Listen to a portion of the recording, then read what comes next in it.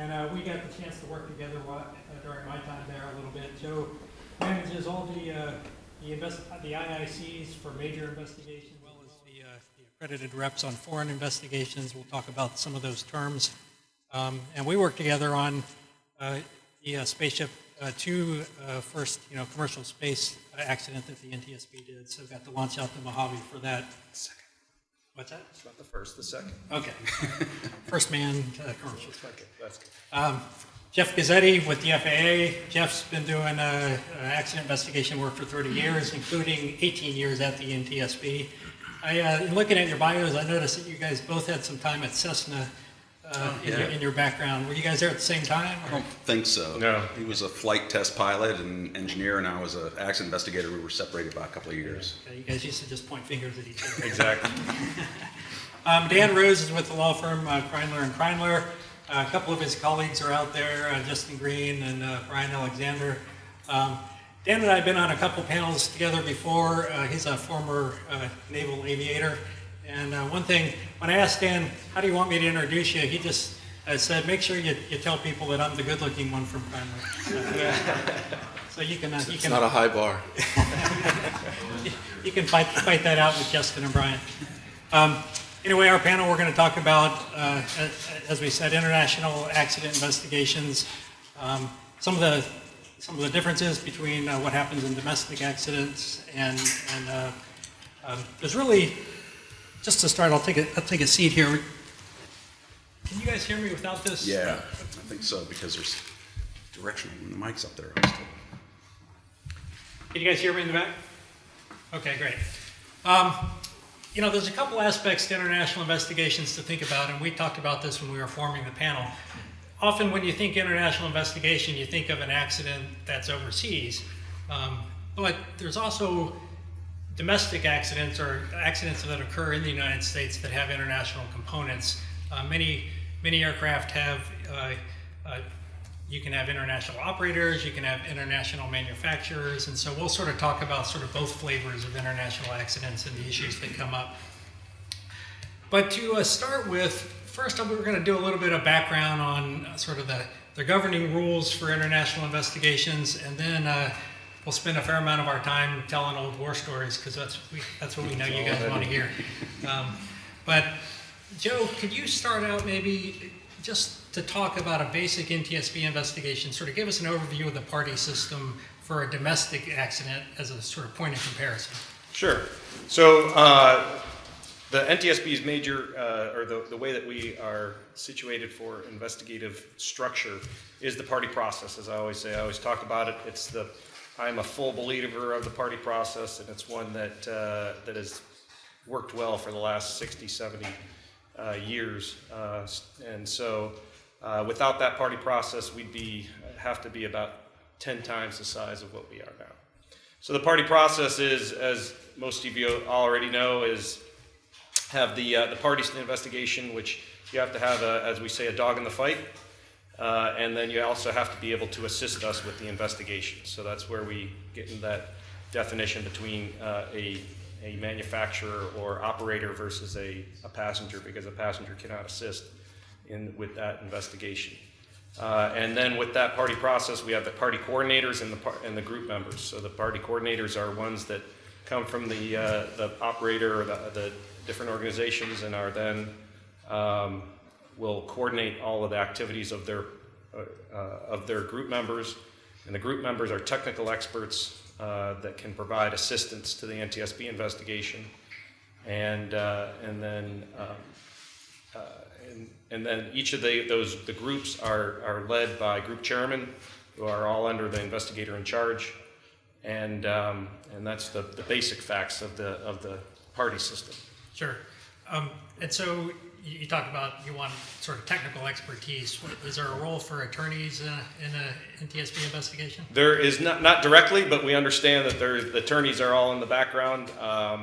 And when we get in the international side of things, the attorneys get more prevalent because of the Napoleonic law and everything to that effect. So we deal with attorneys on a regular basis, and because we understand, even though some people don't believe it, but we do understand the legal aspects investigations and understand that there's that legal side that has to be also, that's part of the whole process.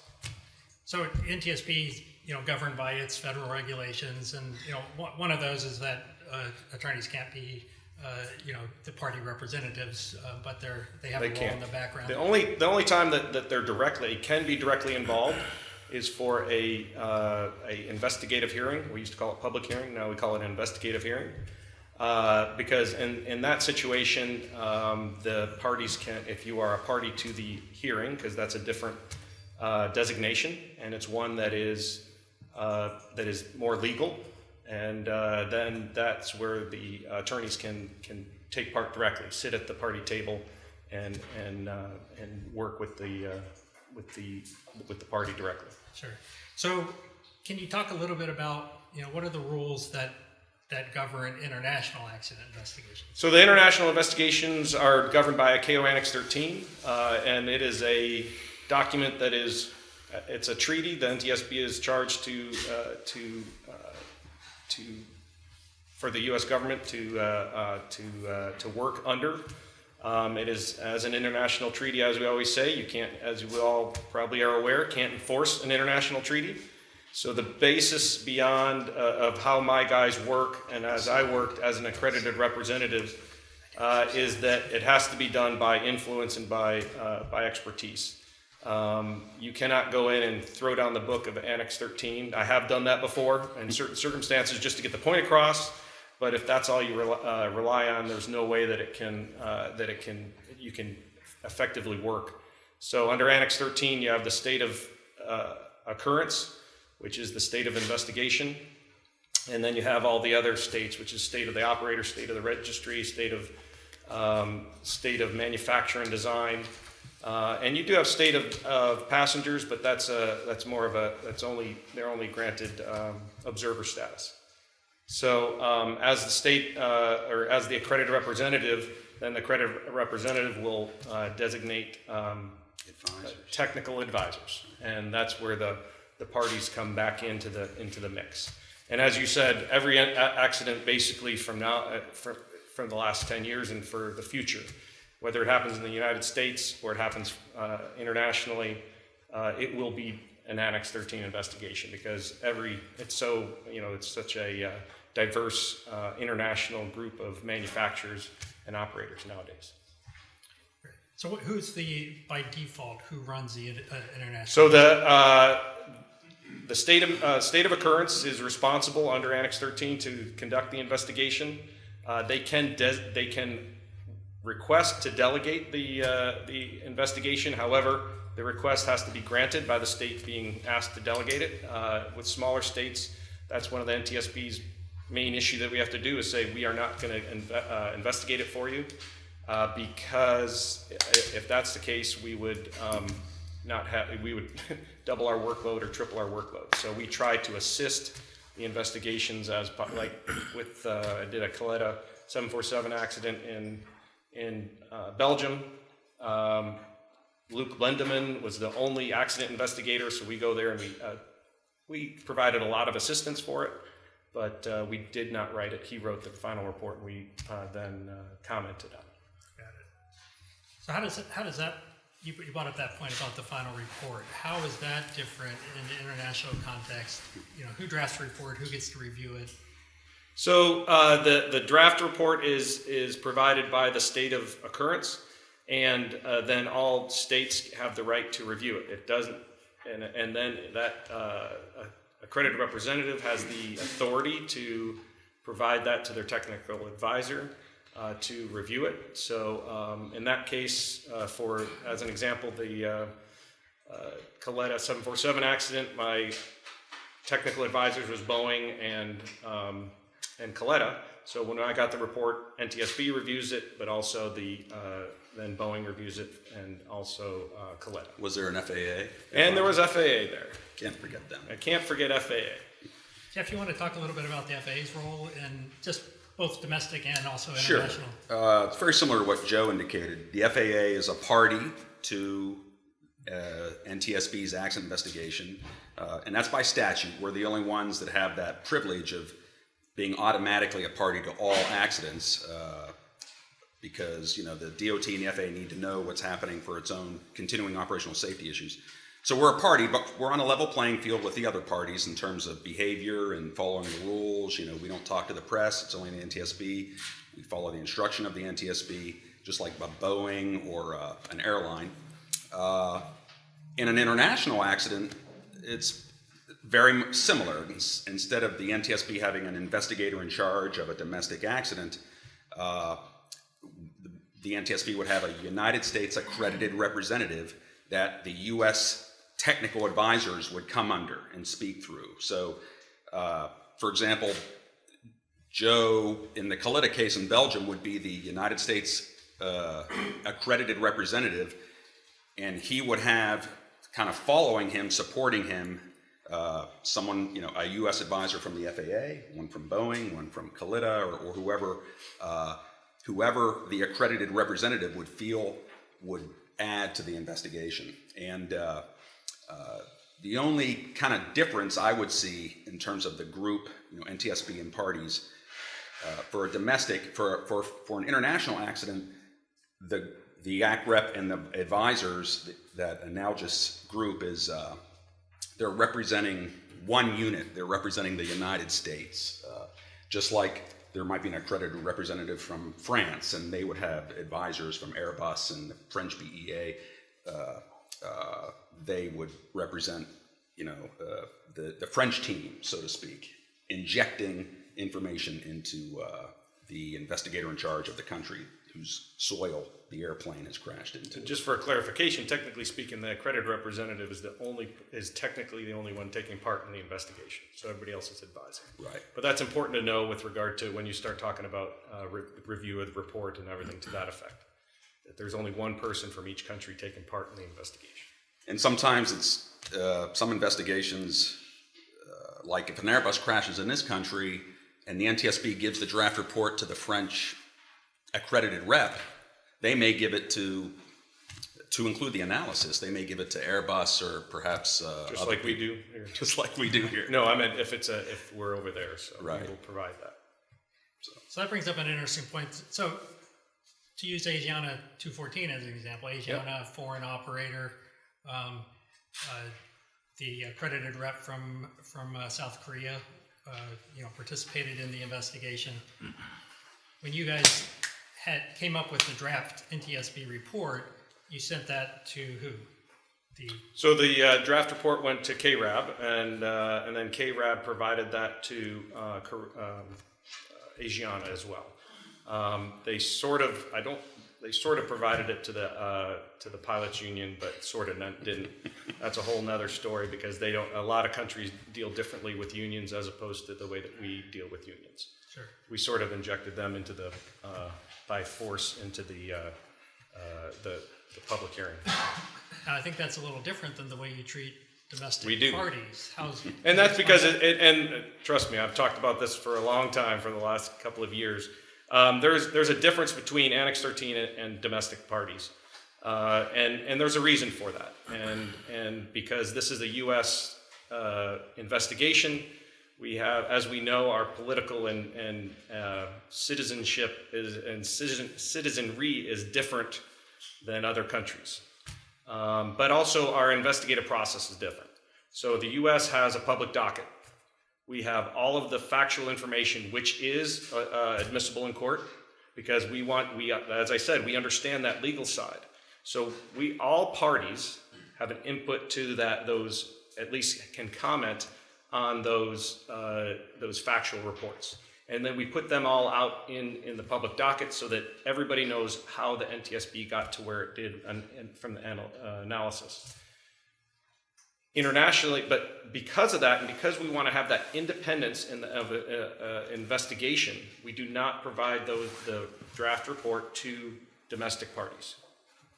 There is a reason that Annex 13 does it differently, in a sense, requires the final report, including analysis and recommendation, to all states, and that is because those states do not have a factual public docket to a T. Sometimes they, depending on the investigation, will will have factual reports that they put out as well, but that's very, very few investigations as a whole. So, and so that is the difference. So in the United States, you have that, and then you also we have what we call party submissions. And the party submissions is the chance of each party to provide to the NTSB and to the public, because it's placed in the public docket, each party's analysis of those facts. So in fact, there is the same process, it's just set up in slightly a different manner. And so that's where, but in an Annex 13 investigation, because you don't have that public docket, it's required to review the whole thing. I know a couple of years ago when the NTSB was republishing its investigative regulations, there was some discussion of that. I think Boeing, Trust me, I know was that. a big fan of trying to see domestic draft reports. And there's, we won't get into that because that could be a whole other hour discussion on the reasons for and against having domestic parties review the final report. And wholeheartedly, I'm for the current system. That there is a lot of issues that when you start thinking about them and talking to people about them that know it, that there is that issue with reviewing it, because it goes into account, or it really muddies the water with regard to independence. I think it's a point that sort of U.S. manufacturers or companies have to be aware that. I mean, to use Boeing, Yep. Boeing is sort of the prime example. If it's a Boeing aircraft flown by Asiana Airlines, Asiana is going to get to see the draft and Boeing won't. But in another accident that occurs overseas, a Boeing aircraft, crashing in another country, they will get to see the other country's draft final report. That's correct. Mm-hmm. So, And I mean, there's even a more stark and that's the one that we worked together with regard to the battery. sure. Battery was a very stark representation of that issue, because you had Boeing aircraft, but then you had all of their subcontractors in Japan and France that were reviewing the report without Boeing. This is the 777 battery 777 fire in Japan. Yep. No, well, it's Japan and domestically. In Boston, I think, right? Yeah, you want to talk a little bit about sort of the interaction between the different countries there? Well, that shows, again, you have the litigation side, you have it was an incident investigation that then changed into two investigations. We had, of course, the Japanese event that occurred, I think it was about a week later. So we had two concurrent investigations ongoing, one international, one domestic incident investigation. You had Boeing, and then you had the subcontractors from France and from Japan, and the interaction between the subcontractors and Boeing definitely got legalistic, and because they were all pointing fingers at each other, as you would expect. So it was a quite unique case. And Joe, correct me if I'm wrong, but not you didn't make all those subcontractors parties, right? It was Boeing was a party, and I think the battery. Well, everybody else was no battery manufacturers. Also, it was international. That's Annex 13. Okay. So just so to let everybody know who the parties were, Boeing is a U.S. sort of domestic party, but then you had, what was it, Thales, and then who's the battery in Japan? GS Yuasa. GS Yuasa, yeah. So those, it's in my nightmares. It was the worst investigation from an organizational standpoint. From when you have a aircraft, because the FAA decided to ground the aircraft for no technical reason. Except that, it was a fire hazard.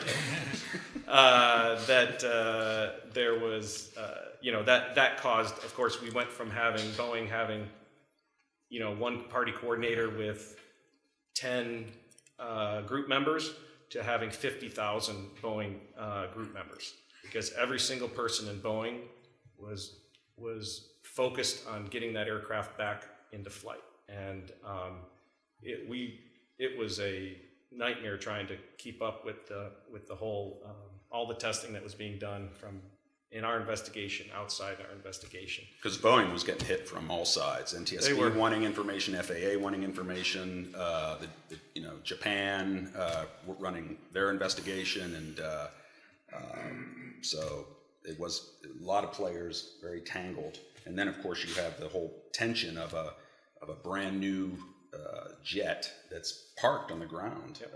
That's every day is hemorrhaging money for the airlines and for Boeing. And that one, there were really two incidents that occurred close together. It was 1 week apart. So there was the Domestic one, we had one, like I said, and so then all of the investigation was concurrent, so trying to keep that separate. And there was the Logan Airport sort of battery fire, Right. and then there was it was an in-flight one, so the Elver in Japan. Coming out of, okay. Yeah. And the JTSB did an investigation. JTSB as well, did right? their investigation. We commented on that. Boeing got to see that report, but not ours. Not sure. I don't know about that. And so did you have a U.S. accredited rep assigned Yes, to the JTSB? we had a separate and accredited rep. Lorinda was the accredited rep, and Dan was the investigator in charge for, or not Dan, Dave Helson. And then we sent Eric West from our office to be the technical advisor to support Lorinda Ward in Japan. And I don't know who from my shop went to Boston. I don't know if anyone went up there that day. What kind of coordination was there between the U.S. investigation and the JTSB investigation? It required a lot because they were actually part of our investigation initially. So, like I said, it was the biggest coordination had to be with regard to sort of keeping them separate, keeping them independent. It's similar to the ongoing current one with Southwest Engine event, with our previous two events, Honolulu and then also Fort Lauderdale, trying to conduct 3 investigations that separate but having similar testing. Let me bring in the best-looking guy on the panel. Brooke. Okay. Dan, how does Don't forget that. That's the key. exactly? How does the sort of the flavor change from the litigation side when you're dealing with sort of a domestic U.S. investigation and getting information from the NTSB, versus having to deal with overseas accident investigation boards? Well, I think the takeaway from this discussion here is that there are a lot of interests in play. There's a lot of stuff behind the scenes. I think it's an understatement to say lawyers are working in the background for manufacturers and operators. They're there. They're involved. They're feeding information. They're controlling information. And if the point of the investigation, which I'm sure my dear colleagues on either side of me would agree, is to get to the truth and find out exactly what happened, then it shouldn't matter where that information comes from as long as we get to it. And in my experience, dealing with some of the international investigations, the ATSB, for example, and the Mexican, Brian could speak to this, but we have some cases involving the Mexican investigatory bodies. They are more than willing to accept information from families. And I respectfully disagree that they don't have an interest, or as a party, they have the biggest interest in a lot of respects in how the investigation plays out, making sure that the truth gets revealed. And they don't have out of all the parties, would not have an agenda to keep certain information concealed. So the opportunity to provide information, for instance, to the ATSB on the history of Robinson helicopter crashes was invaluable in the ATSB's investigation, which was, in my opinion, one of the best investigations I've ever seen, that really drilled down into what is the cause of the problem with post-crash fires in Robinson aircraft and what should be done about it. I've never seen anything similar, unfortunately, done by our great NTSB and FAA investigations. And I think in part is because you're not going to get a Robinson feeding Joe, hey, don't forget about this time we had a post-crash fire, and you missed one in Lemoore or whatever. So there, I understand the concern. You obviously don't want the investigation to go crazy, but I don't think it's a either or. And I think there's a lot of information that a family and family representatives can bring to the table, whether it's as an observer status with the ability to provide information that's going to ultimately make these guys' jobs easier and more effective. We had this TBM incident with Stephen Stein. We talked about this before the panel, where there was a TBM crash in Jamaica. So, all the processes. The BEA got involved, and I know from other TBM cases that, in my opinion, the BEA is essentially propping and supporting Cicada and defending them.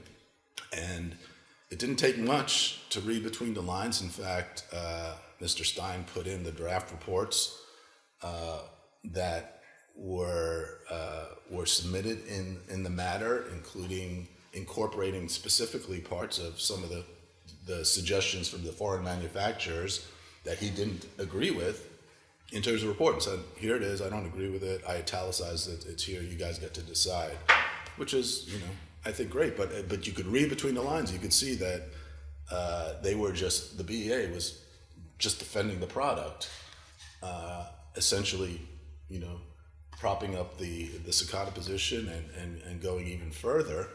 And Mr. Stein had to take it upon himself to kind of bring things back into perspective. And I think that's an example. I think that's a one-off, in my experience, example where an investigator kind of took on that. I'm sure it's done on other investigations, but it was clearly done in that investigation. It's something that, we as a plaintiff's lawyer and representing families and working with experts, that's exactly what we would do, is do our own investigation, find out about other information that's relevant to the investigation and provide it.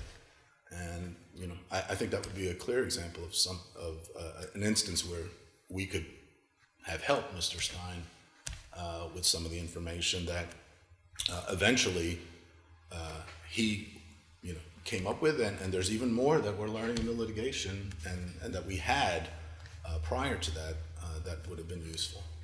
I think you bring up a good point. There's, different countries around the world have different levels of expertise in their investigative capability. And, Joe, can you talk a little bit about that? How does the NTSB deal with, say, a European, the BEA, NTSB, which have pretty sophisticated organizations, versus some smaller countries that may. I can remember giving presentations at the NTSB Training Center, and I got to meet the entire Accident Investigation Board of Nigeria. All 7 of them. They were all there. So obviously they may need more assistance. No, they do, and that's where we have to we adjust the level of support as necessary depending on who it is. So one point of clarification, I didn't say that the passengers didn't have an interest. I said they didn't have an expertise themselves to add to the investigation. But they could purchase it though. But then and that just gets into the independence part. But rightly so with regard to foreign investigative agencies. The ICAO is pushing for independent agencies, and that actually can be a hindrance. My personal feeling is because they don't have that much technical expertise, even with regard to the BEA and others. BEA has a good structure set up, but their experience in their investigators is not the same level as us or other investigative agencies. TSB, the big thing is the state of manufacture. The state of manufacture, a state of manufacturer has more work, even though the BEA is a state of manufacturer. The BEA is set up where they have a little bit more turnover. NTSB turnover is quite low compared to other states. So that gets into experience. And so when you don't have experience, you rely on people and outside or other organizations that have that experience, and if you can't challenge it. I think your example of Stephen Stein, and what happens is that we do have the experience. And so from that aspect, we do provide that and can stand up to others like Boeing and that type of thing. That our experts, our group chairman, have the expertise to know when to call a spade and to say, no, that's not correct. And that's the way it should happen. I think, Dan, your example of the TBM, it was an issue with hypoxia, and it was a U.S. airplane that crashed off the coast of Jamaica. that's what should happen. Steve Stein did what every NTSB should do, and I think what he did wasn't the exception in my view. It was what should be done, having a neutral observer NTSB that can separate the wheat from the chaff, that can recognize that the BEA might be shielding a company, that can recognize that Jeff Gazzetti of the FAA is trying to shield Boeing because the FAA certified a Boeing product. So the NTSB is that referee, and that's where I think it's incumbent upon the NTSB to use that judgment. I believe, though, that families would have a chip on their shoulder, say, hey, you're letting Boeing in behind the yellow line. You're letting the FAA learn all these details. We, the family members, are out here. We don't know anything until you release, and we can help you so much. I think the reason in our country that families aren't made a party or observer status is, a couple of reasons. One, the founders of the NTSB legislation didn't want people like Joe Sedor or Stephen Stein to be embroiled in litigation, right? They already got a hard enough task managing an investigation. Now they have to be involved with dealing with attorneys. And then the second thing is the independence piece that Joe talked about. Family members that lose loved ones they're emotional. They want someone to account for that, as opposed to a pure as a driven snow, what happened, what was the cause, how can we prevent the future one? So Yeah, but I mean, everybody has an agenda, everybody has a motivation. The manufacturers have an agenda to keep defects. Yep. And as good a job as Stephen Stein did in this case, and I've read hundreds and thousands of NTSB reports and been involved in litigation related to the same investigations, I've never seen, I'm not saying, and I think it's actually what I said, is I'm sure the NTSB investigators do that, play that role, but it was never articulated as well as it was with Stephen Stein. And as good a job as he did, I've got documents now that I think he would sit there and smoke would come out of his ears if he saw the documents, because he still didn't get the full scope of the problem. And, it's one thing to call bullshit, but it's another thing to actually hold a manufacturer or an operator, to the fire and get the information that they should be giving. And if there's somebody out there that can help the NTSB do that, it doesn't mean that a widow is going to show up at an inspection and start crying. It's ridiculous. I mean, there's ways to structure it so that it's a helpful vehicle for these guys to conduct their investigations. And there's no doubt in my mind, based on our experience, that that kind of information can be brought to the NTSB and would be helpful. And I do it, quite frankly, with some of the NTSB investigators, under the radar here. They're happy to. Well, I don't think we're prohibited from listening to someone and present we the do. information. I mean, to get it back onto There's international there's stuff, a but culture here's- there that is like, hey, if you're a family, if you're, get away.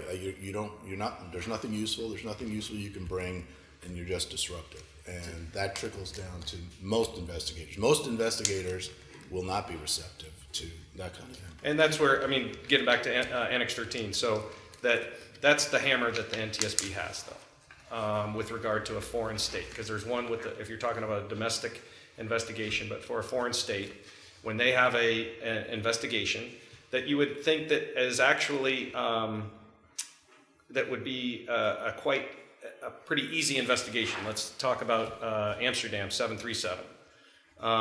It's a Turkish airline, a U.S. Manufactured airplane on approach into Schiphol. They stalled at 250 feet. It's a testament to the design of the aircraft that there was only 7 people killed, and 4 of those were crew, and 3 of them were actually Boeing employees. That one is a fairly, from an investigative standpoint, you would think that it would be a very simple investigation in a sense.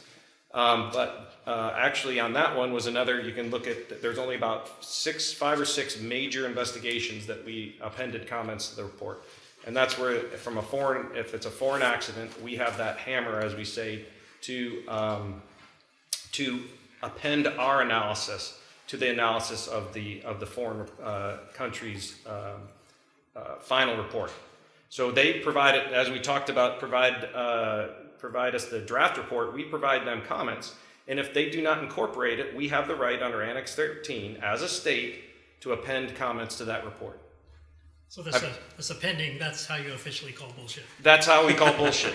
And that's where, and that one, it was very interesting because there's a lot, as with anything, the Heisbert is a great guy, great friend of mine. He was the IIC at that time, right when they were writing the report. He had major back problems and was laid up on his bed. They didn't do surgery over there due to universal health care. He was just sitting there totally drugged up every time I talked to him. He was like, woo. And so his bosses, who are the equivalent of our board members, Politically appointed. they're not publicly appointed. They're like royalty. One of them was actually the head was royalty. Wrote this report that was very scathing to Boeing because, of course, it could never be in an international community. It could never be the pilots. Sorry, John DeLude. But it could never be the pilots. It's always the manufacturer or anything to that effect. When they wrote that draft report and we looked at it, and I didn't have a conduit there. I tried to get in touch with them. I sent them letters. I sent them emails. They weren't changing their stance. We wrote 11-page summary and also provided several hundred pages of direct comments, challenging their analysis and their conclusion. When we got that, we put it on our website. I got totally in trouble because of course, even though everybody knew it was going out, everybody's great and everything, but when we, of course, say that the DSB, the Dutch Safety Board, we called bullshit on them, our chairman at the time wasn't too happy about that, even though she knew it was going out. But anyway, we do have that ability to do that. And so we have done that, but that's only in major cases. Usually the influence that we have during the investigation can change the direct analysis and probable causes. But foreign agencies have, investigative agencies have the ability to also demand that the NTSB append. Like Egypt Air? Technically speaking, yes. So Egypt Air is a good example, right? Well, Egypt Air was interesting, and that's where it gets to, that's where the politics. I mean, everything's politics with regard to when you start getting into the billion-dollar industry of the international. We got that. In that case, everybody knew that it was a suicide, including all the investigators that were investigating it. But then the state, as a whole, was protecting itself. And so they did provide, that's the one time where in the CVR we actually had several different interpretations that go on. Generally speaking, we don't do that. But they did append comments saying that there was something wrong with Boeing's, design of the aircraft and that type of thing. But I technically don't think that they were appended, but they were in the public docket. So. If you look at the NTSB report, there is a Did that one? I mean, because a lot of times we don't really have, to be honest and totally honest, we don't really have a process to do that. Yeah, for Egypt Air, you've got the blue cover, the very well-written Right. Egypt Air investigation, and then I think... Well, technically, it wasn't a blue cover. It's not. It wasn't Oh, technically that's a right, blue yeah, cover because right. we were trying to keep it under the radar, which of course it was. So that was interesting because it crashed. I think Egypt initially said, "Can you handle this?" Yes. They delegated it to the. They NTSB. delegated to us and said they would they would pay us to do it because, and that's basically what happened with MH370 as well. That Malaysian did that because to Australia because they're the ones that are going to do it, and then they tried to take it back. Tried to take it back. We said, "Au contraire, we're keeping it." So that was a very interesting international accident. Yeah, how does that delegation process usually work? The delegation process is pretty straightforward. They just have that either with regard to the accredited representative, have that direct interaction. Like we did one for Afghanistan. We did that as well, where it'll be either higher ups, the chairman will talk and that type of thing, or it usually is initiated by the investigator in charge and the accredited representative, and then we get it approved by our director, and then we formally accept it. There was a small general aviation accident where the NTSB delegated to Canada. You want to talk at all about that? Well, we've done that several times, but that one was where, talk about a confluence of issues. That was a NTSB pilot along with a FAA pilot, which because accordingly, if the NTSB has an investigation, we have an MOU with the FAA that they would conduct the investigation. But since it's an accident investigator from FAA and an accident investigator from the NTSB, had a midair, two fatal. The NTSB doctor and Flight instructor. And then a actual accident investigator from AVP 100. Right, TR Proven. He survived, was able to land, and the NTSB and instructor died. Yeah. So you've got NTSB and FAA kind of involved here, and the NTSB made the right call to having the Canadian Transportation Safety Board come in as the referee, the arbiter, to investigate that. And in the end, FAA air traffic was I think cited as contributing, but those are other examples of delegating things for specific reasons. I think, and then you have to deal with the other countries' rules. The Canadians are a They little do. more restrictive on some of the information they release. And that's where you get to actually everybody always thinks, a lot of us in the government, you're going up to Canada, you have to get country clearance. It's like, wait, isn't it the same country? It's very, in the U.S. we think of Canada, okay, it's Canada. It's not really a foreign country, right? But if you go up there, actually dealing with the TSB is actually more difficult than many other countries because they do not have any differences filed with ICAO. But then their process is such where I've done many investigations with them that we can't even technically take part in any interview.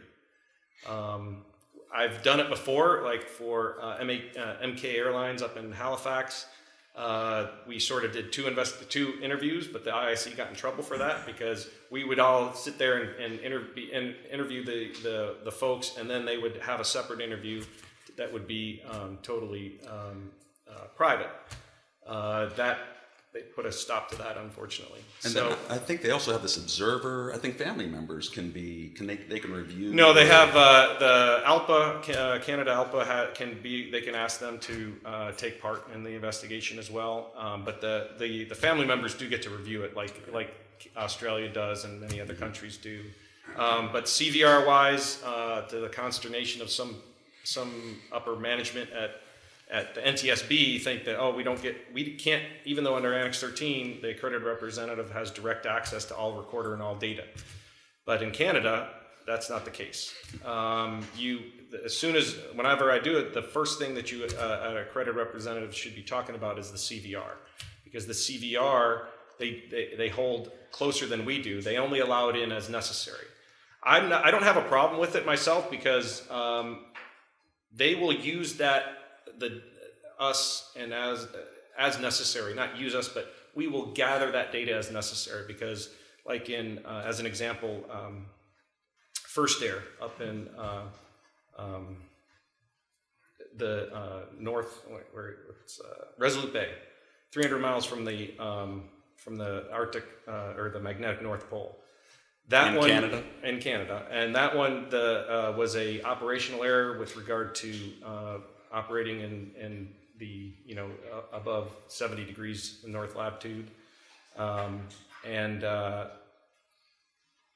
we initially did not have access to the data on the CVR, only in general. And then as everything progressed, we got more and more, and actually we got access to the full recorder or to the transcript as necessary to understand what the crew was doing on the approach and how they had a CFIT. So I'm not too worried. I think that it always works out, especially with the Canadians. We have an excellent relationship with them, but they do have a different system. Like I said, we're sort of they're set up more as a confederacy as opposed to us as a union. With their individual offices have a little bit more independence. So. You brought up this sort of access to information. Dan, I was wondering if you could maybe comment on what kind of experience you have getting information from the NTSB in international investigation contexts. And you know, the NTSB has a statute that prohibits the use of its report in civil litigation, its final report in civil litigation. Other countries, that statute doesn't apply necessarily to other countries. So have you been able to use foreign reports in U.S. courts, for example?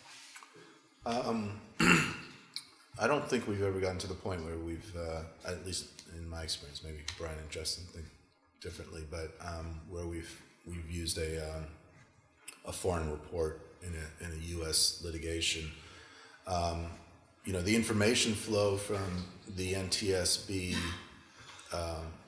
you know, has been another pet peeve of mine in the past. I will say, I think under Chairman Zumwalt, there seems to be, and he's represented as much, there will be a focus on trying to get information out quicker, which seems to be happening, which is great because, you know, we're under, the families are under a lot of deadlines, some as short as a year, often 2 years. That's part of the problem with some of the foreign crashes, that they don't have any concept or idea or really care about, you know, what a U.S. statute of limitations plays in their investigation. And the ATSB, in fact, you can't bring a lawsuit in Australia until after, you know, the inquest is completed. So it doesn't make a difference there. But, you know, for us, it's obviously a big deal. The AAIB, in my experience, comes out with reports very quickly and a lot of information flow pretty quickly. But that is, you know, that is another concern. It's really the flip side of the other coin. Is that, you know, if we can't be involved or observe or know what's going on, you know, at least give us the information so we can go do our own thing. But we're effectively, you know, for the most part, shut out at both levels. And I think for foreign cases, isn't there there's like a 2-year, even the NTSB is not allowed to release under FOIA. We have a FOIA exemption for 2 years, or when the final report is released, whichever is shorter. But I know that, like in France, their reports are admissible.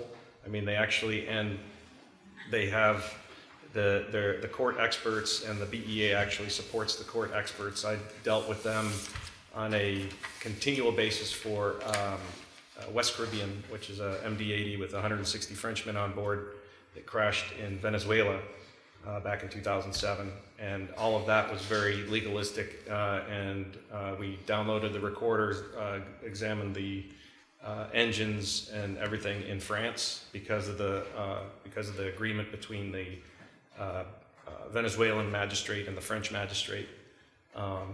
You know, in that one, and that's where it gets when I first started as an NTSB investigator, I was told, like you said, you know, you lawyers are terrible, don't talk with them. It's the same as with press. You know, it's like, in that one, which was 7 years. Yeah. Oh, my brother's a lawyer, so. In that one, it's 7 years of just ad nauseum, just going back and forth and everything to that effect. But actually, when we were tearing down the engines and such, that Boeing and Pratt & Whitney had some legal, you know, issues potentially, you know, if they went and supported the investigation in France. I didn't have any issues. I was hoping that they would arrest me, so it'd be an international incident. But unfortunately, it all went smoothly. The food's pretty good. It is, exactly. You know, that's what everybody's like worried. Are you going? Are you worried about it? Go, no, I hope to have an international incident, but it didn't happen. But in that case, dealing with them, and we actually tore down the engines with Pratt, with Boeing, and with the experts from the court. And realized that we were, you know, they were saying, well, we're not going to say anything. I go, no, we're going to say what we see, because we want the court and the legal process to actually know what they're looking at, because this guy had no clue what he was looking at. And so it was like, okay, what is the harm of having that justice is done appropriately as opposed to just the accident investigation? And from that point on, we deal with international events with lawyers, especially like even the Coletta event. You know, like you said, with regard to experience, you had a 747 broken into 8 pieces, but it's intact, and it's being run by the local fire chief because it just went off the airport, so there wasn't an ARF involved. But he was like, he didn't want you to get on the airplane. Of course, we could sit underneath all the tons of fuel, and we could sit. You know, we were sitting there for 2 days, and I was saying, and literally the crack happened right. You could look up and see the recorders, and he didn't want to go on and get it. I'm going, give me a ladder. It'll take you 5 minutes to do it, and it took about a half day of negotiation, and finally you had this ARF guy coming out, and he's like fully, full dressed, everything like that. I'm going, he's gonna get caught on something, But he came back 5 minutes later with the quarters, and the guy was like, wait, why did it go so fast? I go, I told you, You mentioned the French, they always appoint a gendarme investigator. How does that sort of criminalization, if you will, of the investigations, either because of the French practice or in other countries? It's everything. You got that. Brazil, of course, is notorious, and we're actually Brazil is actually still ongoing with regard to the midair. They're actually still trying to push formal sanctions against this bad FAA for not pulling the pilots' certificates. Right. So you have France that does that, Brazil, Japan, in both France and in Canada. Like in Canada, RCMP, and France, the magistrate, they're in charge of the site. TSB actually technically has to get approval, not like they have to really, but the RCMP is in charge of the site. Like when I did Swiss Air 111, holy cow. And I don't get why they don't think that's a huge chilling effect on the investigation. It's like, who wants to say something when they could be thrown in jail? What pilot wants to cooperate and tell you what happened when he thinks that country's going to throw him in jail? Even if it's just, I guess, some countries, that's the way their justice system works. And of course, then the other disadvantage is they'll hold on to the recorders, right? I mean, and they might keep them for a week while you're trying to figure out what's happening. And the judge says, well, this happened in Argentina once on a Lapa Airlines 737. The crew took off without properly configuring the flaps in the 737. And so sure would be nice to quickly listen to the CVR if you could hear that config horn. But for a week, the local judge down there said, no, we don't know what to do yet. And then he after a week, finally allowed the CVR to be released. And sure enough, you could hear the configuration warning horn. That happened in France too. For Did it? XL Airways with the A320. And it happened on Thanksgiving, and they didn't get the judge, they had to go through an MLAT procedure because they didn't want to give it to the BEA to bring over here, because the BEA tried to download it, but they have the magistrate looking over their shoulder, so they didn't clean it properly, and so they didn't want, once they try it, they don't want to try anymore because they don't want to mess it up, which is always good, but they didn't want us to assist. Our guys were over there with them, but they didn't want us to do it. So we had to wait until they came over in January, and it was brought over by the magistrate's expert and everything. In order for us to, then it took about 3 hours to properly rinse and then download the recorders. So we had a couple months of no data. I know the NTSB has spoken out against this criminalization a number of times. Former Chairman Hart spoke out against it.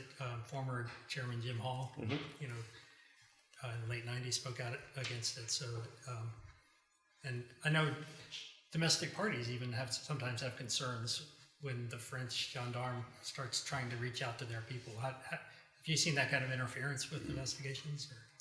I haven't had too much. They can. It's like with the Coletta, the Belgian one. It's like one time we went, like 2 or 3 days after. We went to bed and got up the next day and came back out there, and then the whole place is surrounded with concertina wire and everything to that effect because the judge had taken over.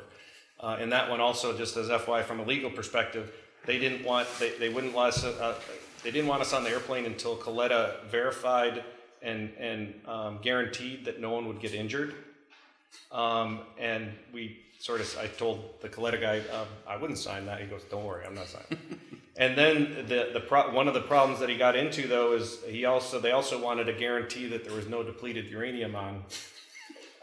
And so they went back and looked at their maintenance records and signed it. 2 hours later, as they were breaking up the vertical, guess what they found? Depleted uranium. And guess what I had to do? Go with the Coletta coordinator and say, "Uh-oh, guess we were wrong." Fortunately, nothing happened with that. But those are the legal things from a international perspective that operators and manufacturers have to deal with. Sure. Well, we're down to sort of the 5-minute warning here, so why don't we see if there's any questions from the audience?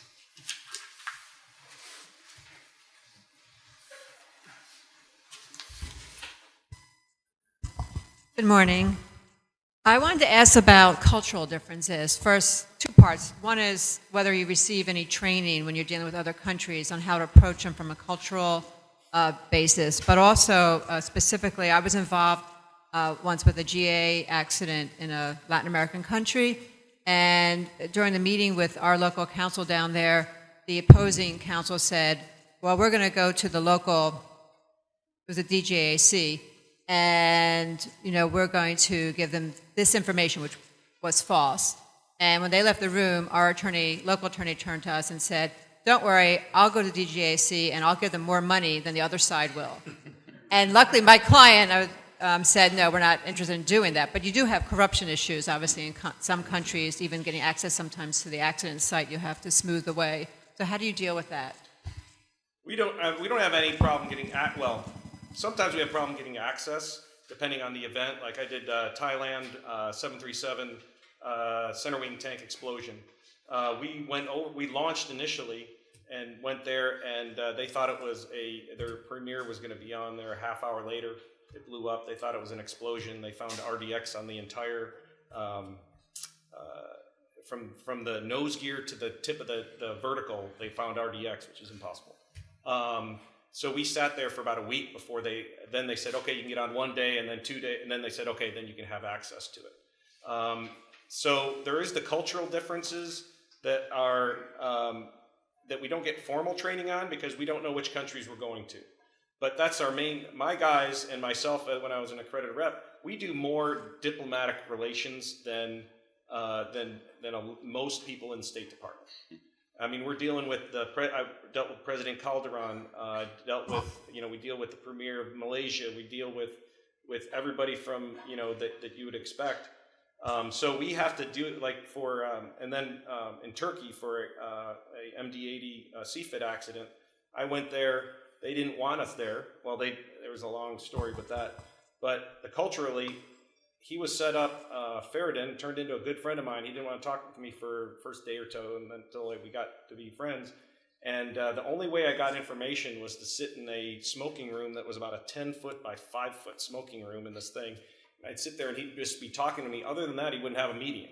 So it's so you do have those cultural issues, but that's where the OJT and the advice from all of us graybeards give to my guys to get through it. We had a case in the Bahamas. It's actually Justin's case where it was a Bonanza that crashed after takeoff into the water and recovered the entire aircraft except for the propeller. So the engine manufacturer wanted to see what that was, and the understanding was somebody had the propeller on the island. So there was a stump next to the runway, and he made it known that there was $500 placed on the stump. And sure enough, the next day they came over there, and there was a propeller on the stump. Well, there was a 737 accident in Peru that happened when I was trying to get down to Venezuela, and we didn't have anybody else in my shop. And it was like I said, at the time, Tom, where am I going, Peru or Venezuela? I wish I'd gone to Peru, but we got a call from Patrick down there, who's their local accident investigator. It crashed on approach, And he said, well, we'll try to get somebody down there ASAP. He goes, you better hurry up because the airplane's walking away. Yeah. And they provided $500 for the CVR, I think, to get, but they were picking up stuff. I actually was on call for a You got a better 737. deal. Yeah. We only got a problem. Well, that's with like the 10 years, of Salary. salary for him. I think- So, I think it's a good point that you have to be aware of sort of what's happening in the country you're in. You mentioned the DGAC in Mexico. But I don't know if anyone remembers the Jenny Rivera crash. It was a Learjet down in Monterey, and the Rivera estate essentially was able to influence the DGAC somewhat. Actually had tried to get they got the DGAC to request that their litigation expert, be a part of the investigation, including teardowns that were going to occur at NTSB headquarters. And the NTSB said, no, we're going to apply.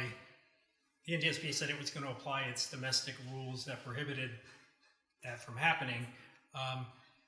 Ultimately, when that final report came out, the NTSB never got to review it according to the ICAO rules. I was at the NTSB. At the yeah, time. and well, you said you work with Mexican, investigations. There's only 3 Mexican investigation final reports that we have. The first one was in 2008 on the election night. That's when I did Lear 45 killed their equivalent of their vice president, and I got to see that 1 week before it got put out. And then the second was the second time they killed their vice president, which was in a helicopter, a military crash. And then the third was Jenny Rivera. Other than that, we have not seen a final report from Mexico. Yeah. So the NTSB actually had appended a statement. It's about a paragraph to the Jenny Rivera final report, but they only found out after it had been published. After it had been published. And there had been a news release saying it had been published. So. Well, Brian Alexander handles all our Mexican plane crashes, so he probably has all those reports. And I'm just talking about major ones, I mean, all the small ones. Brian drafts them, I think. That sounds like fake news. All right, well, we get the flashing zeros here unless there's another question. All right, thank you very much.